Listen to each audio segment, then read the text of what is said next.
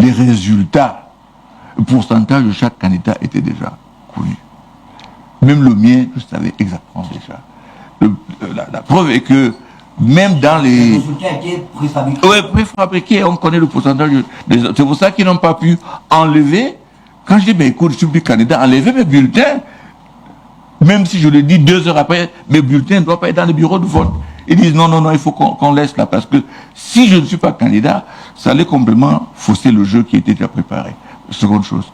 Et troisième chose, la machine qui avait été mise en place, parce que quand je déclarais ma candidature, ce n'était pas évident que le président Biya allait se présenter. C'était pas clair. Ce qu'on nous vivons maintenant, c'est quand même quelque chose d'inédit. C'est la première fois qu'un an avant, on a cette agitation du fait qu'il faut que le président se représente. Mais avant, c'était une surprise qu'on avait, peut-être des fois même 2-3 jours avant qu'on ne fermait les candidatures. Ce qui me amène à croire que il y a peut-être une autre surprise derrière. Est-ce que cette histoire du candidat du président n'est pas un truc à trompe-l'œil? Donc, et pour répondre à votre question, cette fois-ci, j'irai jusqu'au bout. Non seulement parce que j'irai jusqu'au bout, j'irai jusqu'à étudier. Peut-être une dernière question. Allez-y, mettez le micro. À 7 ans, vous vous êtes mis derrière le professeur Kamto à la dernière élection, c'est bien ça? Est-ce que aujourd'hui vous avez entamé les discussions avec lui? Sa candidature semble problématique. Il n'y a pas encore officiellement un candidat, un parti qu'il a investi. Est-ce que vous l'avez approché pour savoir si lui ne pourrait pas vous rendre l'ascenseur? Et pour finir, ce n'est pas une question, c'est un renseignement. Je vous ai suivi avec Armand Ocol dans l'émission À vous l'antenne. Vous avez ouvert une fenêtre qui a été rapidement fermée. Vous avez connu le président Biya parce que vous-même vous êtes l'enfant d'un héros national. Quoi qu'on dise. Quel est le président Biya que vous avez connu? Je ne parle pas du chef de l'État. Quel est le Biya que vous avez connu? Parlez-nous un peu de lui. Votre question m'amène à faire peut-être une révélation. J'ai eu un débat avec mon père parce qu'il avait un rendez-vous pour rencontrer le président Biya. Il était un président de l'Assemblée et ça trônait. Je dis, mais c'est pas possible. Ahidjo, vous le voyez dans les 6 heures du coup de fil. Il venait à la maison, ou bien vous demandez de le retrouver en Gaondéré. Et c'est comme ça, on gérait personne à personne. Mais comment ça se fait? Je dis, non, vraiment, il est différent. Peut-être on ne le voit pas, peut-être il n'est pas travailleur. Je sais pas. Et mon père me dit, mon fils, est-ce que vous pensez que Ahidjo pouvait mettre tant de temps, tant d'années avec quelqu'un qui est fainéant? Je dis non, papa, il dit, mais voilà. Alors, je dis, mais c'est quoi donc le problème? Pourquoi on ne sent pas cette empathie, on ne sent pas cette relation entre lui et les autres? Pourquoi on ne le sent pas? Et voilà la réponse de mon père. Je pense qu'il faudrait que les Camerounais l'entendent. Il me dit, vous savez, vous êtes bâtonnier. Je dis, oui, papa. Il dit, mais voilà. Vous avez été élu bâtonnier, vous avez été élu dans des associations, vous avez été élu dans beaucoup de groupements. Mais le président Biya, quand il devint président, n'avait jamais été élu à quoi que ce soit. Pas comme dans une association, même pas comme chef de classe, mais nulle part. Parce que l'élection vous exige, vous commande de solliciter le soutien de vos pairs. Donc vous avez un autre parcours. Vous voyez que ceux qui étaient avant, c'était les syndicalistes, c'était les maîtres d'école. Vous regardez le parcours d'Aïd, je regarde tous ces gens-là. Regardez Assalé, regardez les Bétaïnés. Tous ces gens-là qui étaient avant, ils avaient un parcours qui les transformait plus ou moins en tribun. Ça vous obligeait à partir... Moi, quand je faisais la campagne pour le barreau, je vous dis, même un avocat qui a 2 semaines, je dois aller chez lui parler. Et c'est ça qui vous donne une autre formation, qui vous amène à aller vers des gens. Il pense que c'est cela, à son avis, qui fait la différence et qui bloque. Mais je pense que le président Biya tente de faire un effort, mais en 84, après le tentative de coup d'État, il a été complètement bloqué par toujours cet écran de personnes qui pensent connaître ce qui va arriver. Et je pense qu'on est en face d'un homme vraiment épuisé. Et ceux qui le disent aujourd'hui, qui le réclament, ne doivent pas l'aimer, doivent plutôt s'aimer. Et je continue à vous dire que quand j'étais à TI, Transparency International, quand j'étais vice-président là-bas, On avait fait une étude et on a démontré que plus un régime est corrompu, plus c'est difficile qu'il parte du pouvoir. Et sur le premier volet de sa question, est-ce que vous avez entamé des démarches avec mais ça veut dire... Mais je pense que les gens sont trop pressés. Les démarches commencent dès qu'on convoque le corps électoral. C'est tard, non? Pas du si tout, ça se pas fait du tout. Avant, comment vous allez démarcher avec des personnes qui ne sont même pas candidats? D'accord. Qu'a fait François Bikoro? Le bâtonnier est à vous. Vous avez 3 minutes avec lui. Moi, je ne vais pas faire ce que tous les journalistes font. Je fais des témoignages de vie. J'ai été à l'âge de 11 ans dans la maison de Salomon Tandemounen, qui m'avait dit en son temps qu'on apprend à être leader. Il a fait de moi Boy Scout. Ah oui, c'est vrai. Et quand il partait, j'étais déjà le responsable provincial du scoutisme à Sambalima.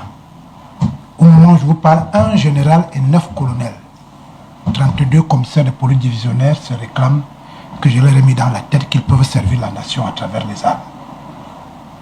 La deuxième chose, c'est que j'ai eu l'insigne honneur de partager l'avion d'Ethiopian Airlines. On allait à Addis Abeba. Comme tous les journalistes camerounais dans la pauvreté conceptuelle et structurelle, j'étais au fond. Je ne sais pas ce qui s'est passé, je suis revenu vers le haut. Et j'ai vu quelqu'un m'arrêter la main comme ça. Je regarde, je vois le bâtonnier à Kérémon a dit « m'appareil arrive ». Et puis l'hôtesse vient dire « mais parle en anglais que je ne comprends pas ». C'est lui qui me dit « non, il dit que vous n'êtes pas à votre place, l'avion va faire des secousses ». Assieds-toi ici à côté. La photo là a fait le buzz dans le monde entier. On allait à un sommet pour parler de la corruption dans le monde entier. Et quand on arrive au hall d'Addis Abeba, ça s'appelle Moutour Mandela. Il voulait se détacher de moi, je lui dis non, Tara, tu ne peux pas. Il y a des caméras qui a sur toi là. Si moi je ne reste pas là à côté, et c'est comme ça que c'est un chef d'État et tout, la majorité des chefs d'État que j'ai connus, parce que je suis entré dans les 8 coups, il croyait que j'étais son... Et lui aussi n'a pas fait comme dans la Bible où une femme a laisse-moi le pied comme ça là. Donc c'était si important, et quand on est revenu, j'ai fait des témoignages en radio, en télévision, en leur disant, parfois il faut voir les gens au-delà de la politique. Parce qu'un type qui a été transparent, c'est au-delà. Parfois on croit qu'il est distant, il n'est pas à côté, tout ça là. Il faut voir les gens tels qu'ils sont. Des acquisitions de savoir savant, c'est bon. Mais comme je vous ai dit tout à l'heure, jouer sur la terre battue est différent que jouer sur le gazon synthétique. On a donc à côté de nous quelqu'un qui recèle en lui l'histoire du Cameroun, qui recèle en lui la solution refusée mais recherchée par l'ensemble des Camerounais dans ce qui s'appelle Cameroun bilinguisme, c'est ça qu'ils appellent, je ne sais pas comment ils appellent ça là. Il y a non, ils disent qu'ils sont bilingues et multiculturels. Tout à fait. On a donc à côté de nous quelqu'un qui recèle en lui tout ce que nous cherchons depuis, mais que nous refutons sur les plateaux de télévision. On a quelqu'un qui a vécu dans la cour, qui est entré de temps en temps dans la chambre. On a quelqu'un qui décide de donner le restant de sa vie pour construire ce qu'il a construit ailleurs, parce que les autres rêvent au départ, lui ne rêve plus. Il vous dit, j'ai parcouru le monde, je connais le monde, je suis dans la maison. Est-ce qu'il est possible que vous sachiez que ce qu'on a refusé en 2018, je l'ai fait avec Maurice Kamto, vous avez vu la difficulté qu'il avait à répondre à la question de journaliste. Je crois qu'il faut plutôt aller poser la question aux autres. Vous avez dit qu'il y a la difficulté pour se mettre ensemble. Il vient de se rendre à l'évidence que M. Paul Biya sera candidat, dont les mêmes causes produisent les mêmes effets.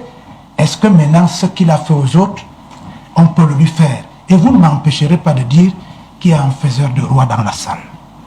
Mon grand frère, le professeur.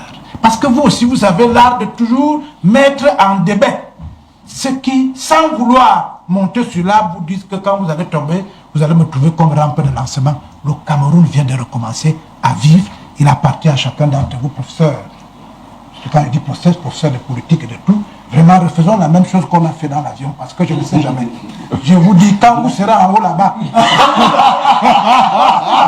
vous avez de la difficulté à savoir ce qu'il faut me donner. J'ai appris beaucoup de choses sur la lutte contre la corruption. Okay. Comme vous serez en haut là-bas, vous avez besoin de lieutenants pour continuer votre travail. Je vais faire comme un ministre qui avait dit, même ambassadeur en RCA, je prends. Réaction, monsieur le bâtonnier? Mais je suis vraiment ému, très ému, et c'est tout ce que je peux dire. Très bien. Alors, on aura le professeur Nkoumolo tout à l'heure, et avant que vous ne l'interrogez, j'imagine que la question de la santé vous préoccupe.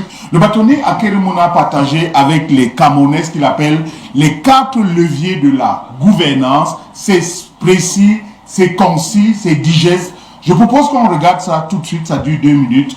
Et puis, ce sera place au docteur Albezé, le candidat Akeremouna, les 4 leviers de la gouvernance.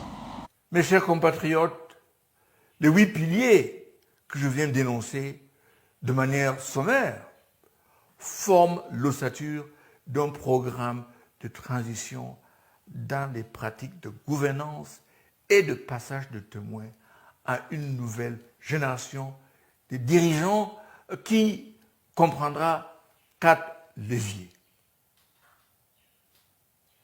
1. L'intégrité, la transparence, la redevabilité dans la gestion des affaires publiques. 2. L'inclusivité afin qu'aucun Camerounais ne soit laissé de côté. 3. Des réformes institutionnelles pour soutenir la transformation structurelle de nos mécanismes de gouvernance et de notre économie. 4. L'innovation de la transformation digitale. Mes chers compatriotes, nous envisageons un Cameroun où la justice est accessible à tous. Nous réformerons notre système judiciaire pour garantir que la justice ne soit pas un privilège pour quelques-uns, mais un droit pour tous. Nous renforcerons le pouvoir judiciaire et lutterons contre la corruption à tous les niveaux. Nous devons donner du pouvoir à nos juges et magistrats, les protéger contre la manipulation politique et le chantage professionnel, et faire de l'intégrité et de la probité les piliers de leur carrière. Ces réformes doivent nécessairement renforcer et protéger le caractère dualiste de notre système judiciaire. L'unité dans la diversité est cruciale. Notre force réside dans notre diversité. Et nous promouvrons l'unité nationale en embrassant nos différences culturelles, en favorisant le dialogue entre toutes les régions et communautés, en œuvrant à la réconciliation et à la guérison dans les zones touchées par les conflits. Très bien, vous avez compris que j'ai été rejoint par un co-modérateur, pas comme tous les autres, le professeur Prosper Nkouvondor, c'est le capitaine opérationnel du parti Univers qui, au cours d'une convention avec d'autres formations politiques, a décidé d'en investir le candidat Akeremouna. Professeur, bonjour. Bonjour. Je devrais vous féliciter, non, pour bonjour à ceux qui sont sur ce plateau. Je devrais vous féliciter pour la victoire des Lions Indomptables face à bien sûr, déjà le président de la République, son Excellence Paul Biya, nous avait déjà félicité, même si certains veulent détourner ces félicitations. Le président Paul Biya avait dit, il félicite les Lions Indomptables et leurs encadreurs. Très bien. Ça laisse comprendre encadrement technique, et encadrement administratif. Mais certains ont une compréhension biaisée de ces félicitations en disant qu'on a félicité l'encadrement technique. On a félicité l'encadrement des... Très bien. Alors, prof, on n'a pas beaucoup de temps. Féliciter Marc Brice quand même, qui est sans défaite depuis qu'il est là. Il mérite des félicitations. Regardez la caméra et félicitez Marc Brice. Je suis franc, je ne joue pas à ce jeu. Je ne me le permettrai pas parce que il y a d'autres choses qui doivent être mises en réglage avant que je lui présente mes félicitations. Je dis qu'il est sans défaite. Depuis qu'il est à la tête de Lyon. Il est payé pour ça, monsieur, et gracieusement payé par le contribuable camerounais. Oui, mais son Nous attendons d'ailleurs mieux président que cela. a fait des défaites. Je ne sais pas si vous me piégez avec un Non, pas du tout. Vraiment, mais vous devinez bien que je ne pourrais pas vous avoir ça en parler. Alors, on va donner la possibilité au docteur Albert Zé, qui est économiste de la santé, qui a probablement su la question des préoccupations à l'endroit du candidat Akeré Mouna. Bonjour maître. Oui, bonjour docteur. C'est un honneur pour moi de vous rencontrer. Écoute, partagez. De manière physique. En fait, moi, aujourd'hui, c'est pas une émission en tant que telle où on va entrer en profondeur sur un certain nombre de choses. J'espère qu'on aura l'occasion de pouvoir discuter en profondeur. Déjà en 2018, j'avais fait une petite analyse des propositions volet santé que vous avez porté à ce moment-là. Et là, je relevais déjà quelques limites. Et c'est pour cela que j'ose croire, en fait, je souhaite que lorsqu'il y aura l'actualisation de ce programme, que nous puissions l'avoir effectivement pour que les analyses puissent continuer. Mais j'ai quand même une seule question, c'est que comme vous serez certainement, selon vos convictions, président à la fin de cette année, qu'est-ce que vous allez faire de tous ces gens qui ont bouffé l'argent de Covid? Ça, vous êtes pleinement dans mon camp. À vous-même le copter. Je dis qu'il est pleinement dans mon camp en ce que la corruption et la malgouvernance, je travaille contre cela. Donc, on a établi un système d'impunité. Et ça balaye tout le monde. Ça balaye toutes les professions. Et on vient de se rendre compte avec l'histoire des militaires et des faux actes de naissance. Donc, il faut un changement systémique. Parce que si on enlève, on traite seulement ceux qui... Il faut d'ailleurs même, à mon avis, je pense que même ceux qui sont enfermés, la plupart d'eux, il faudrait qu'on les mette dehors et on règle le problème différemment. Et qu'on commence à voir clairement. Parce que le niveau, parler de Covid, ce n'est pas nous, ce n'est pas vous qui le dites, c'est la Chambre des comptes, pardi. Ils disent que les gens ont volé, ils ont pris dans les caisses de l'État. Comme dans l'Afrique Glencore où je parle, les tribunaux disent que voilà des gens qui ont... Et voilà. Je peux vous révéler ici, contre peut-être l'avis de mon conseiller spécial, Paul Maël, que j'ai saisi le gouvernement américain pour qu'il y ait une interdiction de tous ceux de notre pays convaincus de corruption.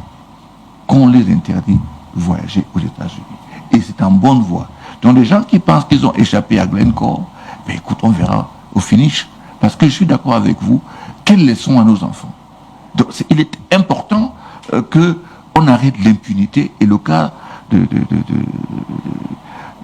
Covid là, Covid-Gate comme on dit, me fait très mal. Parce qu'on a une instance judiciaire constitutionnelle de notre pays qui a dit clairement que les gens ont pris de l'argent. Mais on est là. On a une institution étatique, SNH, 100% par l'État, qui prétend avoir déposé plainte. Il y a plus d'1 an, on n'entend rien. Mais quand même, cette impunité-là, docteur, je suis d'accord avec vous, ce sont les premières choses qu'on va... Très bien.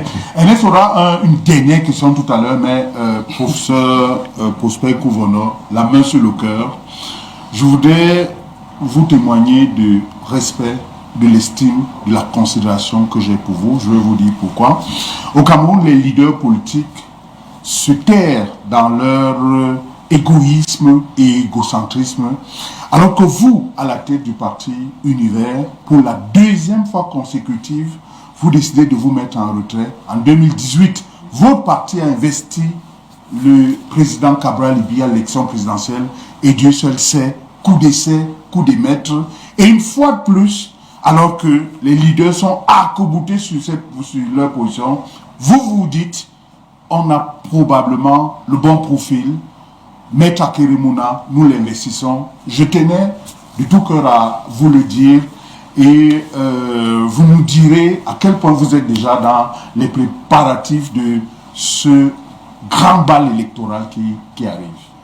Et vous avez peut-être oublié de dire que Akeremouna a fait comme moi, ou alors que j'ai fait comme Akeremouna en 2018. Ouais. C'est-à-dire que vous avez un leader qui a tout, vous avez rappelé tout à l'heure, qu'il porte une histoire, il porte un vécu. En 2018, il se retire de la course et s'aligne derrière un autre candidat. Vous voyez que nous nous retrouvons aujourd'hui, ça veut dire que nous avons un dénominateur commun. Un dénominateur commun. Nous savons mettre l'intérêt général au-dessus de nos intérêts particuliers. Et vous comprenez pourquoi nous sommes ensemble. Pourquoi? Encore faut-il vous dire que lorsque nous nous rencontrons pour la première fois, nous ne sommes pas d'accord sur un certain nombre de choses. D'ailleurs, nous ne sommes pas pleinement d'accord sur un certain nombre de choses. D'ailleurs, le deal ne s'est que pas fait ici, mais en Afrique du Sud. C'est cette selon mes diversité, informations. contrairement à ce qu'on pense. Lorsque nous partons en Afrique du Sud, on n'est pas d'accord. Ouais. Je peux vous dire que je ne suis pas d'accord pour l'investir comme candidat. C'est à la suite de la mise en place d'un mouvement que nous appelons aujourd'hui l'Union pour la reconstruction du Cameroun. Ce n'est plus Akeremouna qui vient me voir, c'est plutôt les leaders de ce regroupement qui font le déplacement jusqu'à Ngaoundéré pour venir avec des arguments beaucoup plus importants, beaucoup plus solides, et ils me disent qu'ils ont choisi Akeremouna pour être le porte-parole de ce mouvement. Je dis, Akeremouna, on avait un peu effleuré la question. Et je viens à Yaoundé et j'ai une discussion franche avec Akeremouna. D'ailleurs, ça revient aussi dans mon esprit. Je lui dis, je vais être franc avec vous. Je lui dis, Maître Akeremouna, vous êtes Camerounais d'en haut, je suis Camerounais d'en bas. Et dans nos discussions, nous finissons par comprendre qu'il faut cette conciliation entre le Cameroun d'en haut et le Cameroun d'en bas. Alors, il y a d'autres points de réconciliation que nous avons amenés et c'est à la suite de cela que nous avons accepté faire partie de cette coalition. Parce qu'il ne s'agit pas seulement du parti Univers. Le parti Univers adhère à une coalition qui porte la candidature de Maître Akeremouna. Avant la question de Ernest Obama, je vais demander au technicien de couper les micros. Vous avez combien de millions? 50, 100? Beaucoup de gens, je vous prendrai à témoin. Ils n'ont pas suivi, c'est entre vous et moi. On va passer à l'autre question. Permettez-moi de c'est 200, c'est très important. Qui vous a dit que dans ce bas monde, la seule valeur, c'est l'argent? Je vous prends un témoin. J'ai investi Cabral Libi du mouvement 11 millions de citoyens. Je vous rappelle qu'à cette époque-là, Cabral Libi est mon étudiant et c'est moi qui lui donne souvent l'argent du taxi. C'est bon. Alors, vous pensez alors que pour investir à Akeremouna, si je cherchais de l'argent, je n'irais pas chez Akeremouna. J'irais chez Paul Biya qui peut changer ma vie le temps d'un stylo. D'accord. Il nous reste 2 minutes à passer ensemble. Vous posez votre question en 30 secondes. Juste et puis une dernière question au bâtonnier, peut-être un enseignement au professeur Nkoudou. Quelles seront vos priorités si vous êtes élu en octobre prochain? Quelles sont les 5 premières actions? Les 5 premières actions, la première, j'ai dit toujours que nous avons un problème systémique. Première chose il faut auditer. Parce que vous et moi, on ne sait pas combien on doit. On ne sait pas quelles sont nos capacités financières. On ne sait pas. La première chose, c'est ça. On audite le système et très rapidement, voir comment intégrer les Camerounais vivant à l'étranger, qu'on appelle souvent diaspora, je n'aime pas le mot, dans tout ce qu'on va faire comme réforme. Et troisième chose, mettre des commissions en place pour revoir tout ce que nous avons. Parce qu'on a un système depuis 61 qui roule maintenant complètement cabossé, avec la vitesse qu'il doit laisser. Maintenant, le train se ralentit et on est où nous en sommes. Donc ça va être une période vraiment de fonder, de placer les fondations qui vont nous permettre. Et je l'ai dit que moi, je ne suis pas un président ad vitam aeternam, je suis un président d'un seul mandat. Moins de 7 ans, si c'est possible. Et je veux mettre en place tout ce qu'il faut comme structure, un pays vraiment décentralisé, où tous ceux qui doivent prendre une décision sont des personnes élues, ils portent avec eux, n'est-ce pas, le mandat des peuples. Dès que on termine tout ça, j'organise l'élection, je suis la société civile, il y a notre président, et je tire ma révérence, aussi simple que ça. D'accord. Merci beaucoup. Peut-être, prof, bonjour. Oui, bonjour. C'est même pas moi qui pose la question, hein, c'est quelqu'un qui m'envoie la question en direct, qui vous écoute et qui demande est-ce que c'est si difficile de laisser que Mununga s'asseye sur le banc? Si oui, s'il faut payer, ils sont prêts à cotiser pour payer pour que vous le laissiez s'asseoir sur le banc. Et je renvoie la question à monsieur le ministre chargé des Sports.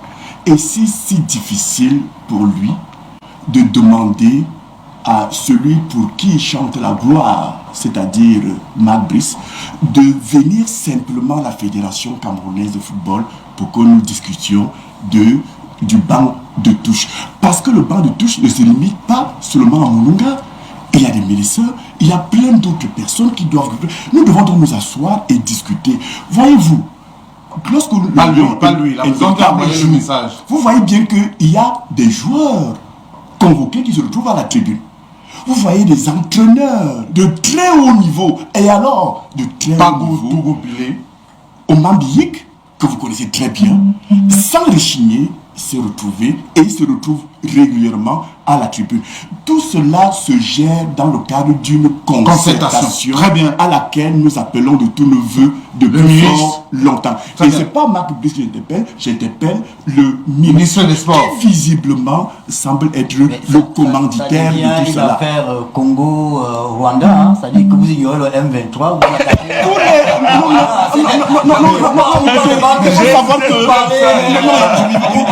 Je vais vous dire, il est compréhensible que dans une société, dans un cadre, dans des activités, qu'il y ait des conflits. Mais la question est de savoir comment est-ce qu'on résout le conflit. Faut-il dire que tous les conflits se résolvent autour d'une table de discussion, autour d'une table de négociation. C'est ce que nous appelons, je le dis encore une fois de plus, de tout neveu. Nous n'avons rien de particulier contre qui que ce soit. Très bien. Nous voulons que les choses se passent bien dans la concertation, dans la discussion. Et vous